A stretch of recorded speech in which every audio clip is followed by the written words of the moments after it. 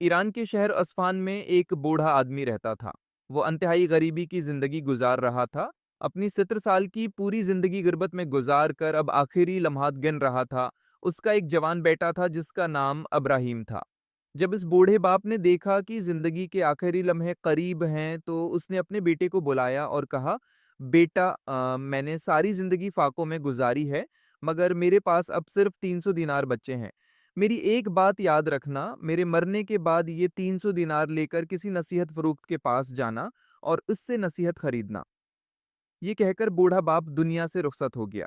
बाप के इंतकाल के कुछ दिन बाद इब्राहिम को वो वसीयत याद आई। उसने सोचा कि मेरे बाप ने नसीहत खरीदने की ताकीद की थी, इसलिए वो 300 दिनार लेकर नसीहत फरोश की तलाश में कई दिन निकलता रहा। आखिरकार उसे एक बुजुर्ग नसीहत फरोश बाबा मिल गए। इब्राहिम ने कहा, बाबा जी, मैं नसीहत खरीदना चाहता हूँ। नसीहत फरोश ने कहा, मैं एक नसीहत 100 दिनार में देता हूँ। इब्राहिम ने 100 दिनार निकाले तो बाबा जी ने पहली नसीहत दी, सर्दियों में जब आसमान पर काले बादल देखो तो घर से बाहर न निकलना। इब्राहिम ने सोचा, बस 100 दिनार की यही नसीहत। मगर फिर उसने दूसरी नसीहत लेने का फैसला किया। उसने दोबारा 100 दिनार दिए और कहा, इस बार कुछ कीमती नसीहत दीजिए।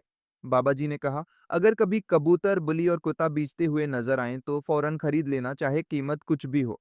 इब्राहिम हैरान हुआ, मगर तीसरी नसीहत भी खरीदने का सोचा। उसने आखिरी एक 100 दिनार दिए तो बाबा जी ने तीसरी नसीहत दी, अपने राज किसी को मत बताना। इब्राहिम ये तीनों नसीहतें लेकर घर वापस आ गया। कुछ दिन बाद इब्राहिम अपने दोस्तों के साथ सफर पर जाने लगा। सुबह उसने देखा कि आसमान बादलों से भरा हुआ है। उसे पहली नसीहत याद आई। उसने कहा, मैं सफर पर नहीं जाऊंगा। दोस्त उसका मजाक उड़ाते हुए सफर पर निकल गए। पहाड़ पर पहुंचते ही तेज आंधी और खौफनाक तूफान आया, जिसमें तीनों दोस्त हलाक हो गए। अगली सुबह मौसम साफ हुआ तो इब्राहिम रास्ते पर निकला और उसे अपने दोस्तों की लाशें और उनके 100 दिनार के थैले मिल गए। उसने वो थैले उठाए और आगे बढ़ गया। कुछ दिन बाद बाजार में एक आदमी बली, कोता और कबूतर बेच रहा था। लोग हंस रहे थे कि ये तीनों जानवर 100 दिनार के थैले में थे। दिनार में कौन खरीदेगा? लेकिन इब्राहिम को नसीहत याद आई। उसने फौरन तीनों जानवर खरीद लिए। एक रात इब्राहिम ने ख्वाब में एक बहुत बड़ा गड्ढा देखा जिसमें खजाना था। वो रोज इस खजाने की तलाश में निकलता, मगर बहुत दिन गुजर गए और खजाना न मिला। उसने दोबारा नसीहत फरोश के पास जाकर मदद मांगी। बाबा जी ने कहा, जिंदगी में हालात कैसे भी हों, हिम्मत न हारना। जब वो घर वापस आया तो देखा कि कबूतर और बली गायब हैं। वो कुत्ते के साथ उनकी तलाश में निकला। कुत्ता निशान सौंगते हुए उसे पहाड़ पर एक गाड़ तक ले गया, जहां कबूतर, बली और एक औरत की लाश पड़ी हुई थी।